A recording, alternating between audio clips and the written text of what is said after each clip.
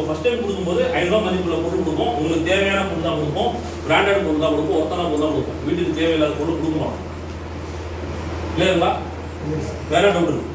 இது கொடுக்குற பொருள் ஆஸ் ஃபவுண்டேஷன் போட்டு அந்த நேம் போட்டு கொடுங்க சார். அது ஒரு விளம்பரம் மாதிரி ஆகிடும் உங்களுக்கு.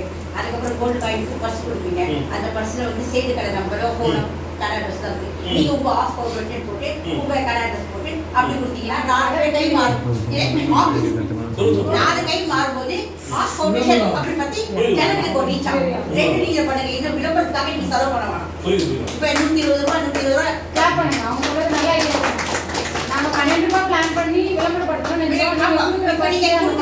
நீங்க உங்களுடைய ஆஸ் ஃபவுண்டேஷன் இந்த ஆபீஸ் சென்டர் கோயம்பேடு சோ இந்த கோலா மனசு கொடுத்துட்டு நீங்க கொடுக்கும்போது அந்த பர்ஸ் 10 பேர் பார்க்கும்போது சேம் அட்ரஸ் வராதுங்க. உங்க ஆபீஸ் அட்ரஸ் வரும். கண்டிப்பா படிச்சவங்க அதை கண்டிப்பா பார்ப்பாங்க. கேட்பாங்க. அட்லீஸ்ட் ஃபோன் பண்ணி அதுதான் கண்டிப்பா. ஓகே மேம், நன்றி. நல்ல விஷயம். நேதாஜி சார். நீங்கம்மா